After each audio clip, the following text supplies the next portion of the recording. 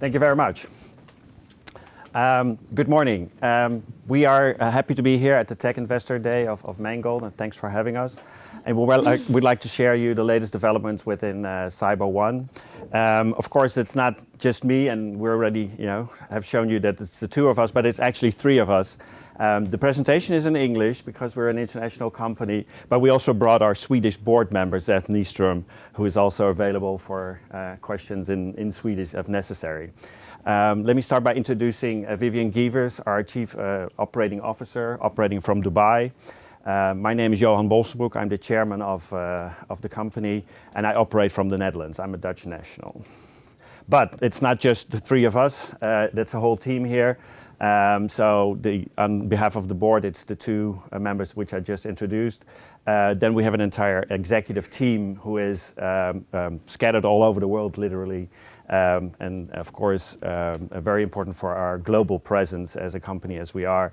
And then there's a whole group of managing directors. And as you can see, we're a very diverse group of people, primarily in Africa and Middle East, as has been introduced previously. Let me throw a few numbers at you just to give you an idea about CyberOne and what we do. We have been in the business for 25 years already, and we have been, as our name says, the CyberOne, meaning cybersecurity. Cybersecurity is a very big term for a lot of tech, software or managed services, for that matter, in the world. But we have been in this arena for already 25 years. Our prime geography is EMEA, so that's Europe, Middle East, India, Africa, which is quite a special position, I would say, if you consider that everybody thinks about Europe or the United States as being the prime markets, but don't forget the big developing markets in Africa and Middle East. We've been listed on the Nasdaq Nordic for 6 years now. In total, we have 217 years of combined management experience. I'll get back to that a little bit later, why that's quite a change from where we came from. And we're really growing pretty fast. So the first half year, we showed a 22% growth in revenue alone. So in total, our revenue in 2021 was 37 million euros. To throw a few more numbers at you, we have a team, like I said, all over the Middle East and Africa, 174. And if we complete the most recent acquisitions, that'll add another 32. So we'll be over 200 people. We just introduced a global SOC, which is a cybersecurity operating center, which is the way to go forward. We'll get back to that later, but that's really selling subscriptions rather than licenses in the market. Again, we're like 10 locations in that area, but we are headquartered in Stockholm. So here we are.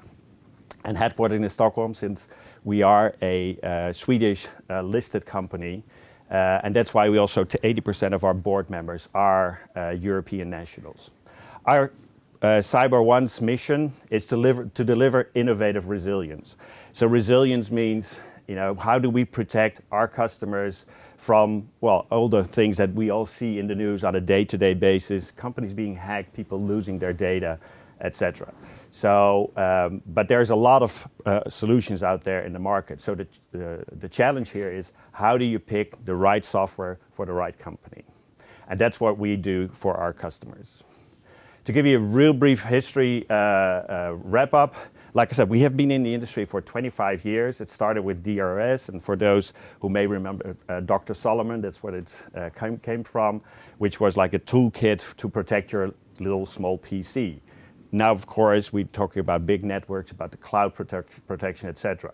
So, but that's where we started, and that's also where one of our board members, who's on our board, was the founder of DRS, actually. So it's sincere, big history that we carry with us. That has moved from 1997, acquiring other companies, also including distribution. We'll get back to that a little bit later. And then finally piling up a number of companies until we finally got listed at the Nasdaq in 2016. There was a big growth, and big growth you have to manage. And with our company growing very fast, but operating in all the different locations, The management had to change in 2020. We have gone through reconstruction because we were growing very fast, but the company wasn't profitable until 2019. So in 2020, an entire new management was installed and is now a profitable business, though a little bit smaller, but a lot more profitable, and actually now able to grasp all those opportunities that are out there in the cybersecurity arena. Like I said, we're just completing our final 2 acquisitions, and in 2022 we have introduced the Cyber Operating Security Center. How do we approach now this market? So as I said, it was a number of companies trying to run them from different locations. So we're now branding or transforming our brand into a more recognizable brand, being CyberOne, and being CyberOne Solutions, which is the value added, so it's the reselling portion of our business, and we are in the process of rebranding also our distribution. Which brings me to this picture, and there's a lot of logos in this, because it's a very wide industry. If we look at the left side, there's over 1,500 vendors of cybersecurity software or solutions. So the vendors, and those are the ones who own the IP, who make the software, they cannot reach all the end users who are at the far right of your screen, which are typically financial institutions, insurance companies, police forces, etc. So there's companies in between, like CyberOne, but there's not a lot of companies that do both the distribution and the reselling part. And the distribution part, we support the vendors in selecting the right resellers for the right markets. As I said, we have a strong presence in the Middle East and Africa, and there's not a lot of companies that have that. On the other hand, the end users also need advice. They need advice on how to deal with the selection of the many options that they have and which is the best one for them. So CyberOne here covers both distribution and reselling, which is quite a unique position in the value chain. This is you. Thanks. So this is CyberOne. These are the 3 areas of our business. We are in value-added distribution, we are in value-added reseller, as well as the Security Operations Center. Over here is the financial history. As you can see, prior to 2020, the trend was to increase the revenue as well as increase the expenses. With a new management change in 2020, the strategy was changed in terms of being more profitable, organic growth, and sustainable, as well as to reduce the expenses and get rid of all the non-profit organizations. This shows the financial trends of CyberOne. So as you can see, in the first half of the year, H1, we've had growth on revenue compared year on year. However, generally our second half of the year is much stronger in terms of revenue. So our focus will be to increase the revenue, as has been done historically, as well as increase our margins. This talks about the security landscape, which is the reality of it. The on-demand access to data and information platforms are growing. Cybercrime is on the rise and cause major disruptions to organizations. Lack of skill shortage is only on the increase. Expanding your technologies within your organization doesn't necessarily mean, expanding your technologies within the organization will increase your security vulnerabilities. So this is our growth strategy. We are focused in terms of expanding within our existing territories. So we are predominantly EMEA based, so expanding within Africa, and cross-selling opportunities within our existing customers. Our Security Operations Center is based out of South Africa, where we are able to provide skilled, cost-effective resources globally. We also believe that DevSecOps is the natural flow for us, seeing as we are already in security operations. We have experience in it, we're skilled in it, so we believe that the natural flow is development in ops. So what makes CyberOne an interesting target for people to invest into? I think we have a very specific trusted partner status, I would say, within the vendor community. And like I said, there's 1,500 different vendors selling a lot of the software that looks similar or does similar stuff. But it takes a very focused and trusted relationship. The trusted relationship here is with the vendors. That's what's key. You have to have a good relationship with those vendors, because those are the ones that actually make sure that they keep your customers safe. Again, a trusted partner, not just in South Africa or in Dubai where our offices are, but we also have offices like locally, like in Kenya and other places where we work with those vendors to help them push their products and sell into those regions. Why is that so important? Because the complexity it's getting bigger and bigger, the complexity. It's very much a field of tech people that are very much focused on trying to find a solution for their companies. And what we try to do is to simplify the choice, not just for the reseller, but also the choice for the type of software that a customer is really looking for. So cybersecurity is very much a matter of trust. We're selling trust, and we're helping our customers to keep their data safe or their entire online presence safe. And you can imagine that only after COVID that has become even more and more important. So we're a trusted partner for all the vendors. We help them reduce the complexity, and we are a full cybersecurity player.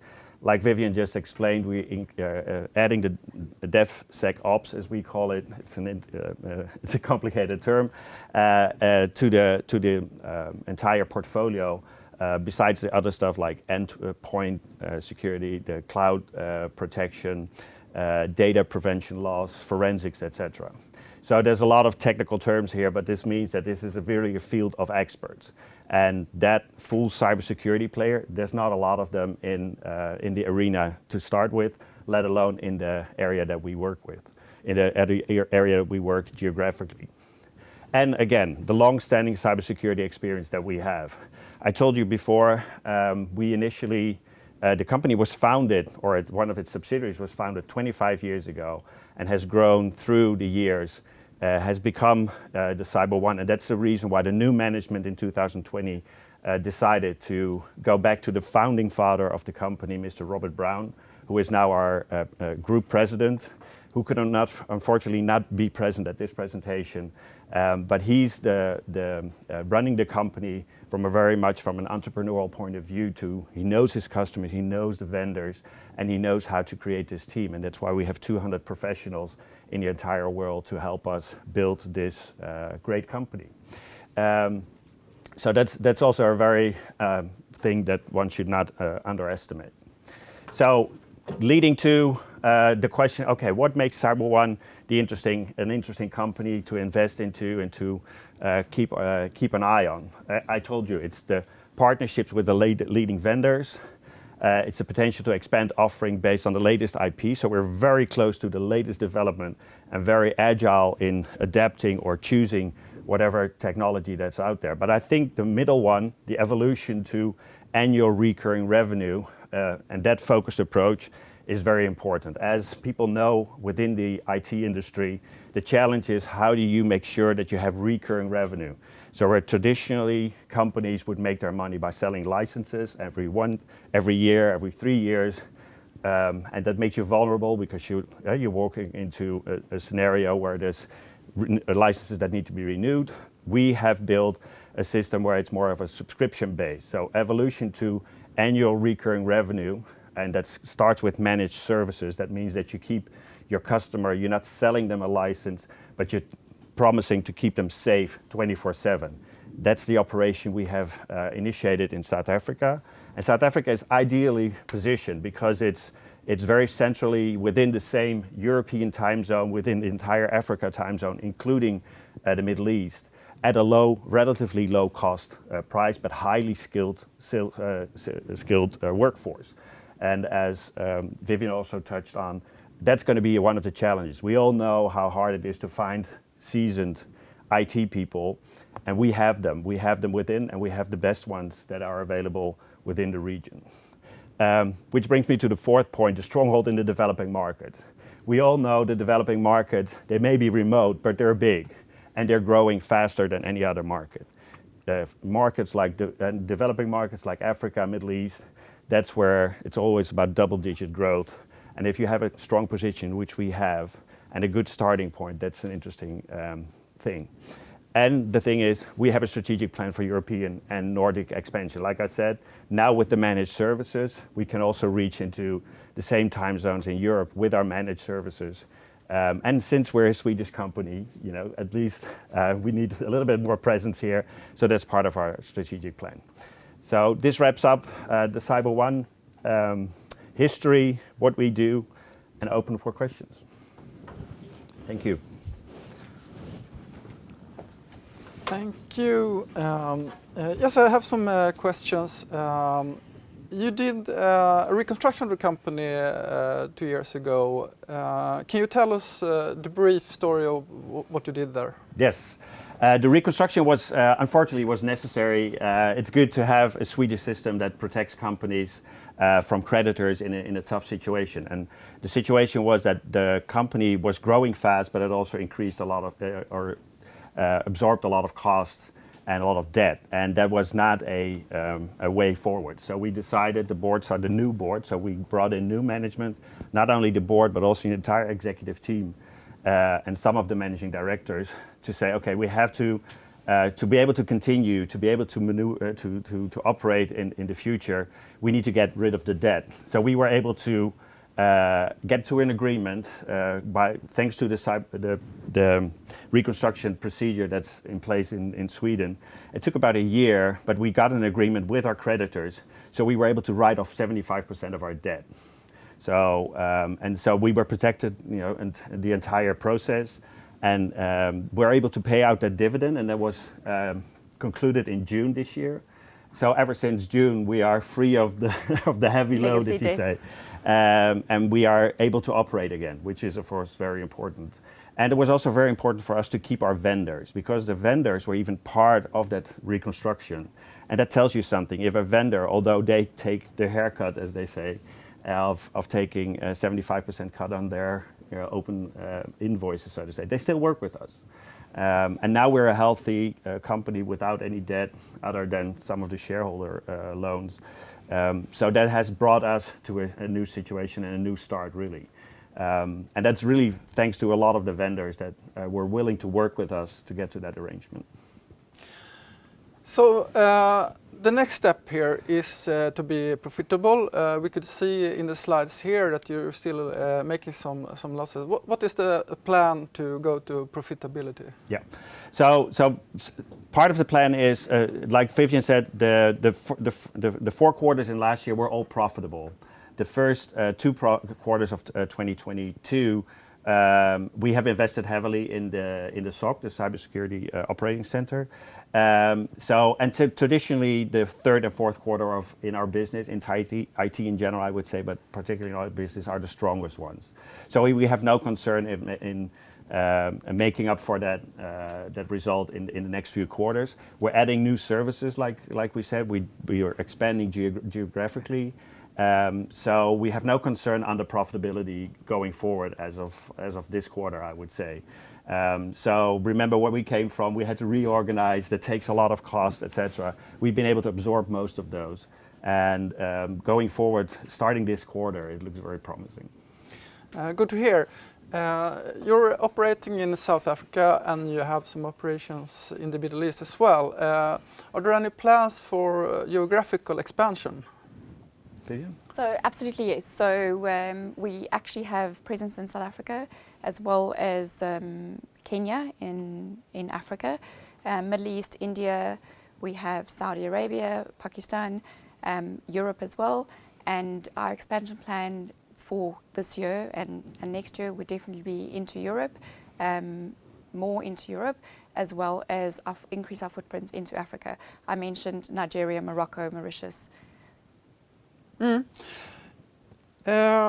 You're also in the process with two companies that you already own. It's CSSA and CSAD. Can you tell us about the plan here? Yes. These two companies that we have, we've almost finalized the acquisition, came with, and I explained to you that we brought back the founding father of the company, and these were his companies. So part of him coming back, instead of, to prevent, have like contrasting conflicts or to make sure that we get them on board, and they fit very well. So they were not competing with the company, but they came with the founding father to make sure that there would be no potential conflict in the future.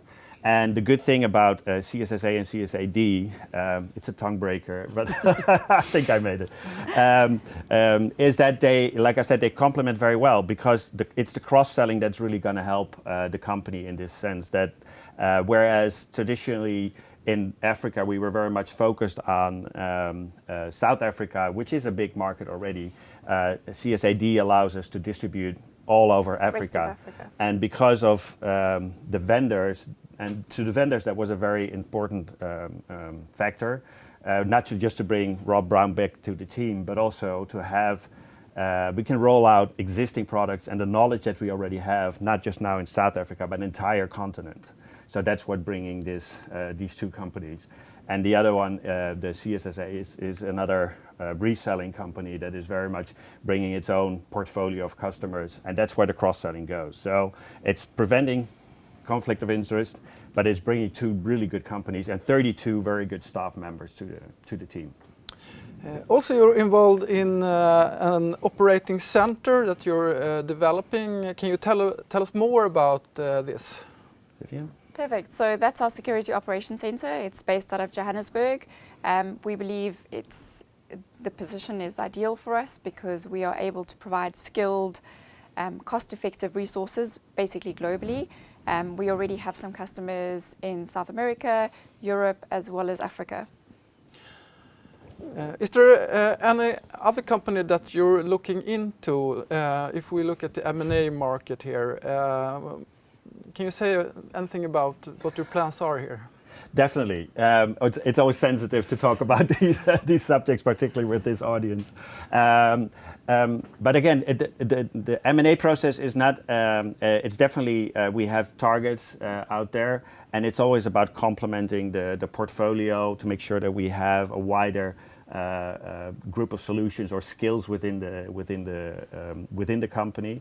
But we also very much focus on the organic growth by building out the businesses that we do ourselves. So it's a combination. I think initially it was all about combining companies, and that's how to grow. We're taking this dual strategy because there's a lot of market share to be gained just by growing our current business.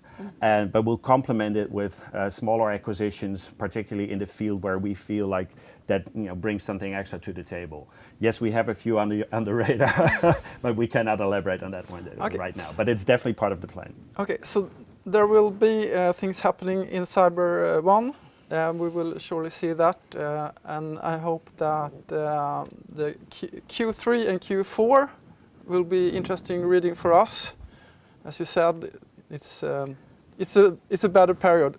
What is the reason behind that the second half is better? Generally the spend, right? So depending on the financial years of businesses, typically, we have peaks throughout the year depending when financial years close. But I would say we are quite a heavily distribution-owned business, right? Or on the distribution side of the business, and it's between the financial years January to December. So for that, a lot of companies, kind of go through their budgeting periods, and then they need to start implementing in the second half of the year.